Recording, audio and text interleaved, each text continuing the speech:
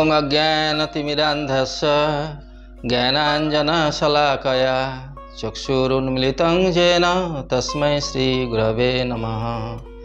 नमो विष्णुपादाय कृष्णप्रेष्ठाय भूतले श्रीमते भक्तिवेदान्त स्वामिनीति नामिने।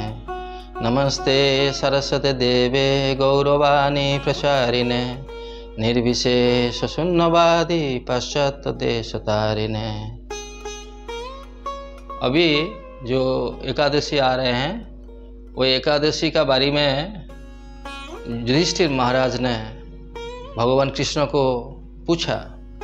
जो फाल्गुन महीना में शुक्ल पक्ष में जो एकादशी आ रहे हैं वो एकादशी व्रत का महत्व क्या है और वो एकादशी का क्या नाम है, कैसे इसको उसका विधि क्या है, कैसे पालन किया जाए, इसके बारे में हमको वर्णन कीजिए। तो भगवान कृष्ण युधिष्ठिर महाराज को बताया, देखो ये मांधाता राजा मांधाता एक समय महात्मा वशिष्ठ ऋषि को पूछे जो हमारा जीवन में जो कल्याणकारी कुछ व्रत कथा हमको बताइए जिससे हमारा मंगल हो हमारा जीवन में। तो इसके सिलसिला में ब्रह्मा जी मांधाता राजा को जिस प्रकार से अम्लोकी व्रत कथा का बारे में बताया उसी प्रकार हम तुमको वर्णन करेंगे। तो एक समय ब्रह्मा जी का जब रात्रि समय का उपस्थित हुए तब एक प्रलय हुए। प्रलय का समय में सब देवता गंधर्व सब भगवान विष्णु का शरीर में लीन हो गए और भगवान कारण समुद्र सो गए। तो भगवान कारण समुद्र सोने का बाद उनका मुखारविंद से एक चंद्र बिंदु जैसे ये पानी धरती के ऊपर गिर गए और वो गिरने के बाद एक सुंदर एक पुष्प शोभित एक वृक्ष का उत्पन्न हुए।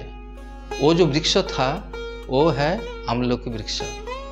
वो आमलोकी वृक्ष में ब्रह्मा विष्णु महेश्वर तीनों विराजमान रहते हैं सदा सर्वदा। और उनका पल्लव में जो ब्रांच में जो देवता लोग भी वास करते रहते हैं, मुनि ऋषि लोग देवता लोग वास करते रहते हैं। तो ये आमलोकी जो जिसको उसका नीचे में जो सोएंगे सपोज रात्रि जापन करेंगे तो सहस्र गोदान का जो लाभ है पुण्य है वो लाभ ले सकते हैं। आमलोकी वृक्षों को स्मरण करने से गोदान का फल लाभ होता है। अगर उसको कोई दर्शन करेंगे आमलोकी वृक्षों को तो वो डबल गोदान का लाभ होता है। और वो वृक्षों का जो फल है आमलोकी जो फल है अगर कोई भक्षण करेंगे तो उसमें 3 गुना फायदा होता है। तो एक बार जो वशिष्ठ महात्मा वशिष्ठ जिस प्रकार से मांधाता को वर्णन कर रहे किए वो इसी प्रकार है। एक जो वैदिश नगर में एक राजा थे, वो राजा का नाम था चैत्ररथ। वो राजा बहुत विष्णु भक्त थे। उनका प्रजा का साथ प्रजा लोग भी सब विष्णु का भक्त थे और राजा विष्णु भक्त थे और विष्णु को पूजा करते थे। इसलिए उनका राज्य में मंगलमय और समृद्धि प्रॉस्पेरिटी था। तो एक बार ये जो एकादशी आए आमलोकी जो एकादशी, तो उसी दिन राजा समस्त प्रजा का वृंद का साथ में एक साथ में वो भगवान विष्णु को कलश का ऊपर बैठा के और छत्र पादुका वस्त्र लेकर नैवेद्य लेकर विष्णु मंदिर में गए। विष्णु मंदिर के जाने के बाद वो प्रजावृंद सबका साथ वो भगवान विष्णु को पूजा किए। पूजा करने के बाद वो जो भागवत कथा और आमलोकी व्रत कथा वो श्रवण किए और सब लोग जो प्रजावृंद सब लोग सब सुन रहे थे। तो उसी टाइम में एक जो वो हंटर है वो वहाँ पे पहुँच गए। हंटर वो तो पूरा दिन में कुछ शिकार उसको नहीं मिला और वो विष्णु मंदिर में इतना लोग एक साथ में इकट्ठा हो गए हैं, कुछ मतलब पूजन कर रहे थे। तो इसके लिए वो बहुत कौतूहल हुए, उनको कौतूहल होने के बाद वो वहाँ पे आके बैठ गए, एक कोने में जाके बैठ गए। तो वो पूरा उनका जो एक्टिविटीज़ है, इन लोग जो राजा लोग कर रहे थे, वो प्रजावृंद, तो वो पूरा फॉलो किए और वो रात्रि जागरण भी किए, भागवत कथा भी श्रवण किए और एकादशी व्रत कथा भी श्रवण किए। और वो दिन में भी कुछ शिकार नहीं मिला, इसलिए कुछ खाना पीना भी नहीं किए और रात में भी कुछ खाना पीना नहीं किए। तो इसी प्रकार से वो रात्रि व्यतीत हो गए हैं। तो रात्रि व्यतीत हो जाने के बाद जब सुबह हो गए हैं तो राजा अपना अपना राज्यों में लौट के चले गए और वो वैद्य जो भी है वो भी अपने घर में वापस चले गए। तो चले जाने के बाद जो दैव क्रम में और उसका जो समय हो गए हैं, वो वैद्य का मृत्यु हो गए हैं। मृत्यु हो जाने के बाद वो नेक्स्ट लाइफ में वो राजा विदुरथ का पुत्र का रूप में जन्म ग्रहण किए जयंती नगर में। और विदुरथ का जो पुत्र ये जो है, इसका नाम है वसुरथ। ये वसुरथ जो है वो 1 लाख जो गांव का उसका मालिक हो गए हैं राजा। उनका राज्य में 1 लाख गांव था और राजा वो गांव का जो लोग जो भी है बहुत सब लोग विष्णु भक्ति परायण थे। राजा खुद भी विष्णु भक्ति परायण थे।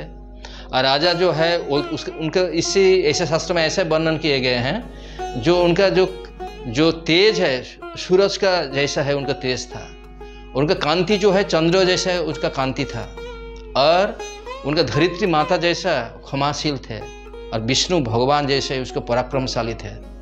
तो इसी तरह से अपना राज्यों में सुख शांति समृद्धि से वो वास कर रहे थे। तो एक बार राजा जंगल में गए, जंगल में शिकार के लिए। तो जंगल में शिकार के लेने के लिए जब गए तो जंगल में वो भटक गए, इधर उधर भटक गए, उसका दिशा भूल गए।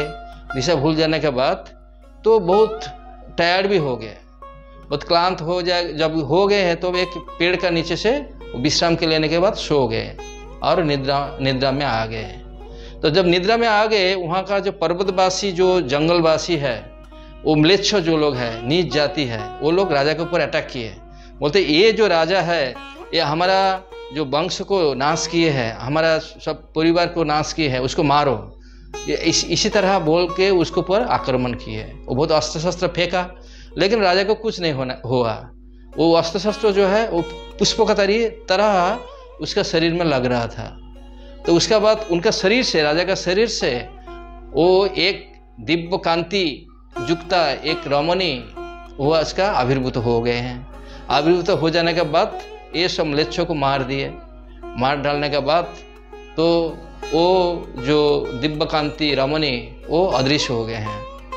तो फिर राजा का जब नींद टूट गए, वो जब देखा उनका चारों ओर सब कुछ बहुत सारे म्लेच्छ लोग पड़े हुए हैं, मर गए हैं वो लोग। तो सोचा ये लोग हमको आक्रमण किए थे, भगवान विष्णु का हो सकता है वो कृपा है, आशीर्वाद है मेरा ऊपर, इसके लिए हम बच गए हैं। तो फिर भी वो चिंतित होके वो सोच रहे थे, तब दैववाणी आकाशवाणी हुए जो देखो राजा, तुम जो आमलों की व्रत पालन किए थे तुम्हारा प्रीवियस लाइफ में, इसके लिए तुम अभी राजा बने।